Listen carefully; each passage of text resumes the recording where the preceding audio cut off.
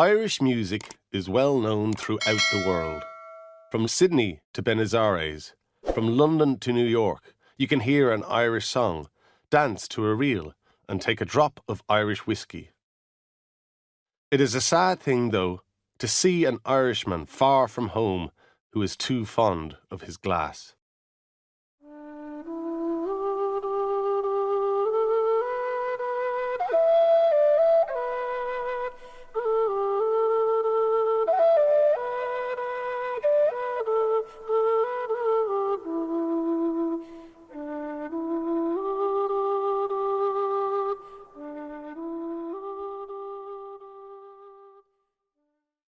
My name is Michael Coleman, and they say I am the finest fiddler that ever lived. They say I put a twist to a tune. I add something to it that no one else can. I have never been sure of where the twist comes from. I play that way because it is the only way I know. I play because I have to. I do not know where it comes from or what it is going towards. My home is a small room in the South Bronx in New York, where the tall buildings shut out the sky. I don't understand the place at all. 2 of my nieces passed through the city last week on their way to look for work. We tried to talk about home, but I could not, nor about here either.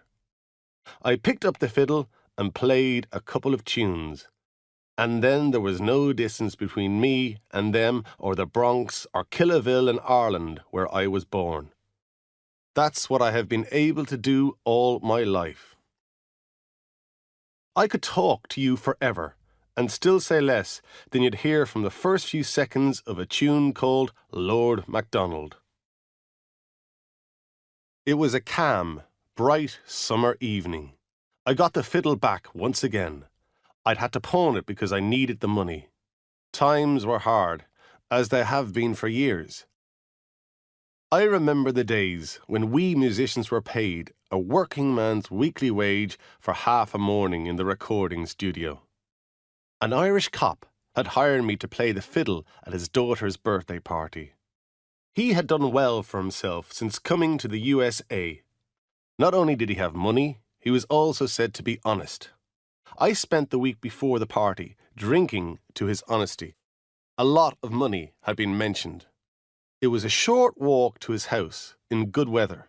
As I went up the wide grey steps to the front door, there was an uneasy feeling in my stomach, the same anxious feeling I always have before I start to play. Some nights I sit up and play, and then I notice the sun has come up and is shining in the street outside. Then I find my face is wet with tears. Lord MacDonald is the tune I play. I knocked at the cop's door, and a beautiful young woman in a blue dress opened it. She looked at me with a face full of puzzlement. There were holes in the elbows of my jacket. Nothing was said for a while. "I'm Michael Coleman, the fiddler.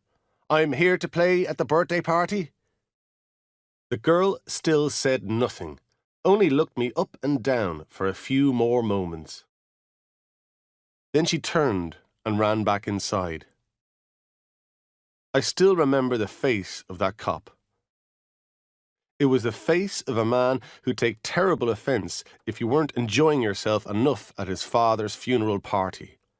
A big man, nearly 2 meters tall, still the colour of a man who spent many a long summer working on the farm, in a good suit and expensive shoes. He had more of the American accent than he should have had. I could never manage that trick, although I'm not sure I missed much. The cop rushed across the hall and tried to catch me by the throat. I stepped to one side, and he dropped his hands. His right hand was opening and closing. He couldn't keep it still. There was no sound in the neat and tidy evening street. He was so angry that his tongue hit his teeth as he spoke. "Well, Mickeen Coleman, the great fiddler, you dare to show your face here?" I didn't know what was annoying the man at all.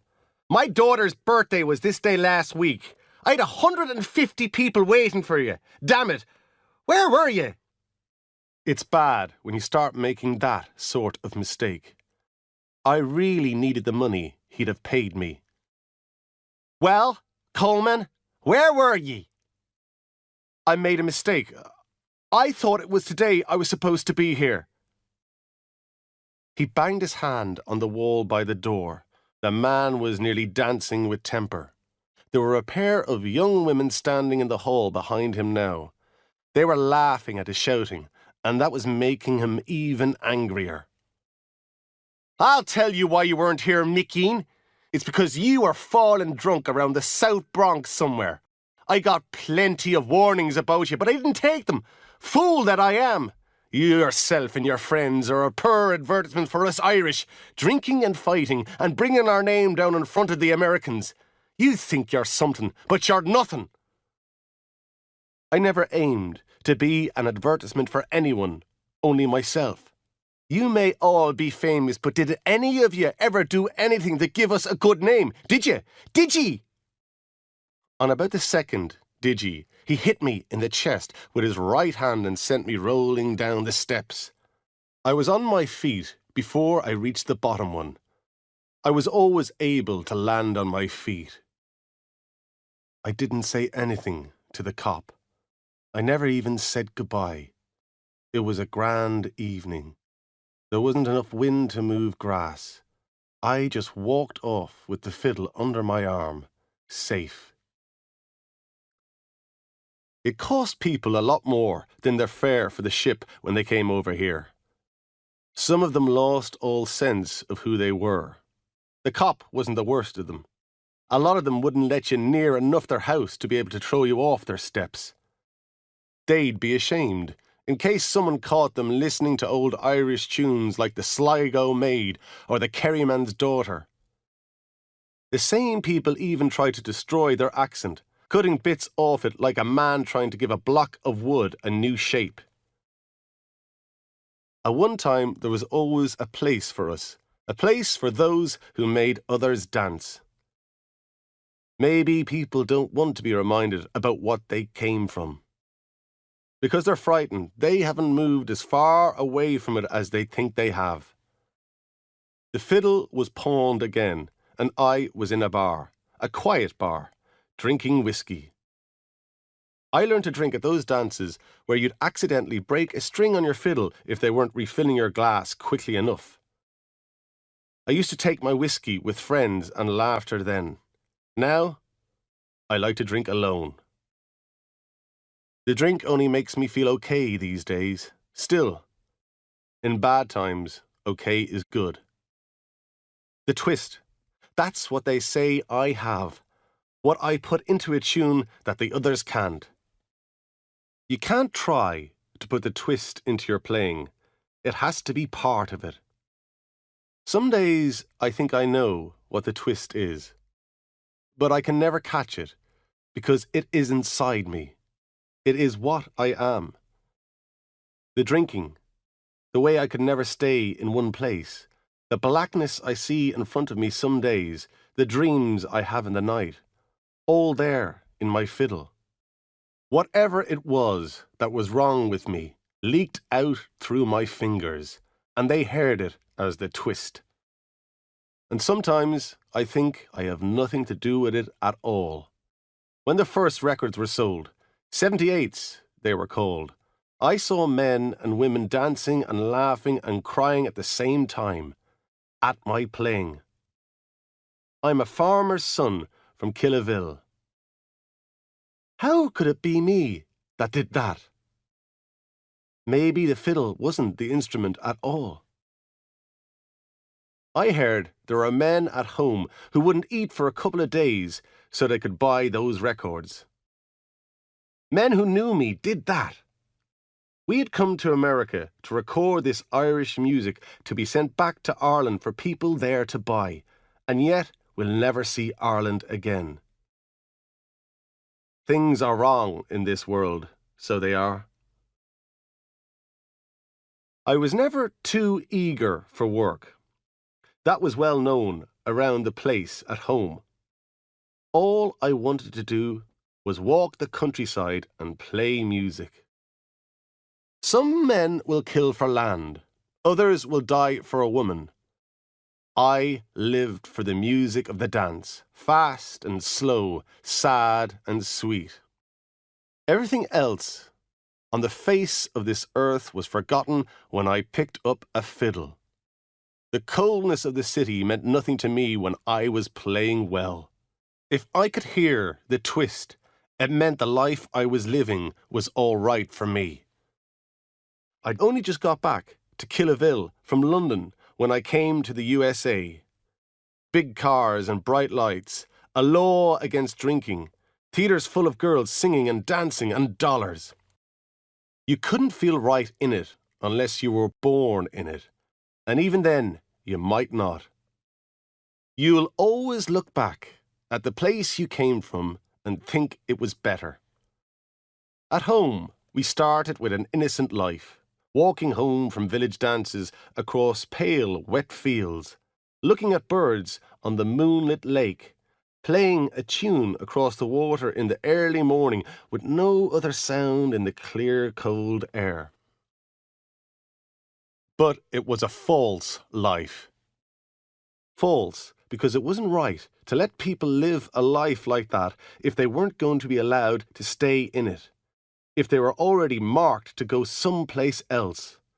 They didn't prepare us for New York or London, Boston or Manchester. There was bitterness and jealousy and hunger at home. That's true. I can't say it isn't. But is it fair to be punished with a slow death from a bleeding wound? I look at people's faces when they hear the names of tunes from home.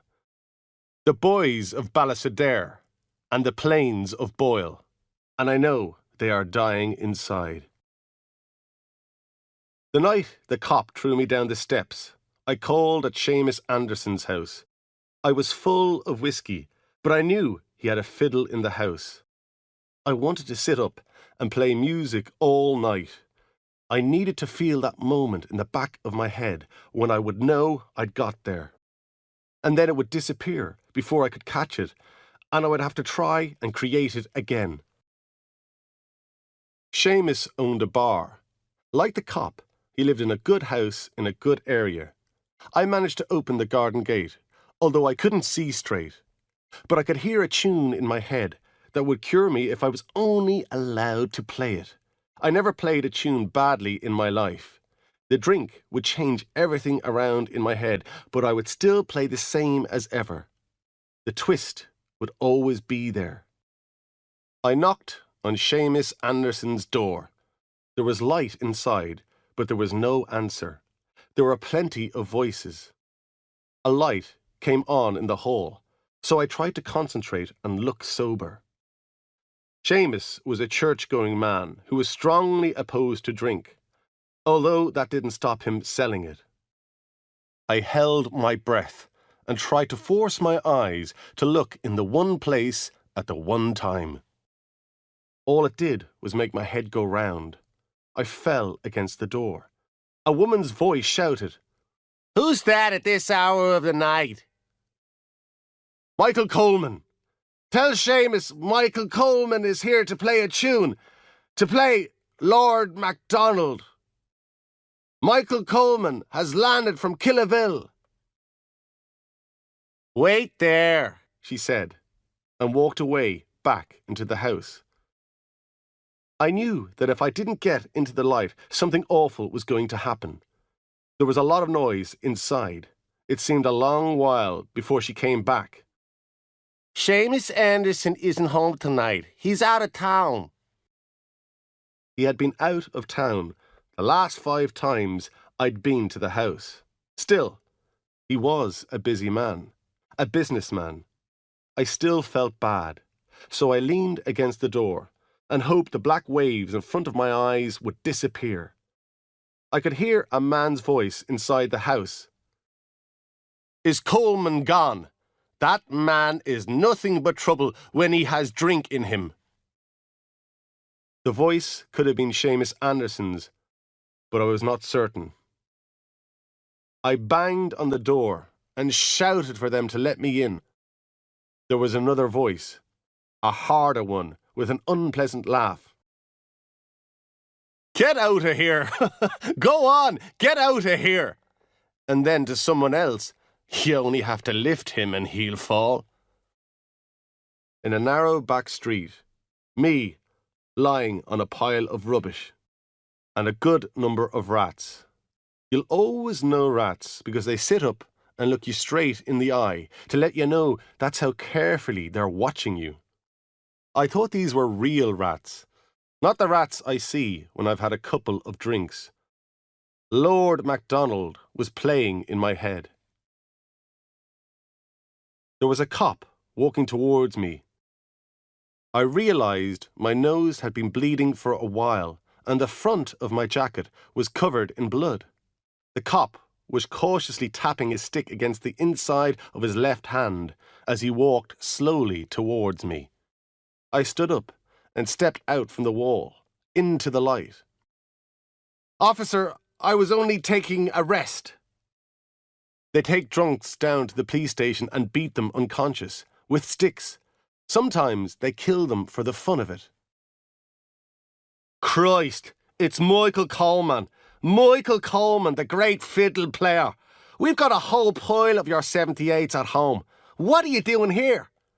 "If I knew that, I wouldn't have to drink." He smiled and put a hand under my elbow to stop me falling. "Good luck, Mr. Coleman. It's good to meet you. You're a great fiddler when you're playing." And he walked off, a good Irishman. The rats were still there, so they were real rats, not my rats. The night was lovely and warm, and there was nothing to be afraid of. The drink is like music. How can you explain it to someone who has not fallen in love with it? How it floods your head and pushes the blood 3 times faster through your body. The wonderful moment of the first one the morning after, when it starts to clear away the fear and anxiety it put there the night before. Drink makes the world a place of certainty, in every way. I remember the day I played Lord MacDonald. I sat in a small recording studio in the South Bronx at midday. Played another tune for a couple of minutes and then it started. I played the whole of Lord MacDonald just once and I could feel something running through me. Every second was like an hour, and the music was coming from a place so far back in myself that it was tearing me apart. I followed the music, chased the music, with colours going through my mind, and Killaville and my dead brother, and the man who taught me to play, and the end of all this, and the twist in myself, and green and brown. It was bringing me somewhere, and I finally got there. I walked away, out from the studio, when I finished, and 2 men from the record company came out into the street after me. One of them pulled a huge roll of dollars from a deep trouser pocket. "Here you are, Michael. A couple of $100 for a special performance. No one ever heard anything like that before." The sun was shining the way it does in New York in the summer. The rest of the musicians were sitting in the usual bar, talking about work and spending money. They didn't know then they'd never have that sort of money again. I tried to explain what had happened. My hand was shaking and the beer was spilling onto the floor. Sunshine was coming through the dark glass of the front window. Blue-coloured light with dust flying round in it. I had got there. I looked at my fingers and said there would be so many more tunes that I would play like this. But it never came again. Not that way. There was just that one day before it all finished for me. Lord MacDonald was the tune. My name is Michael Coleman, and they say I'm the finest fiddler that ever lived.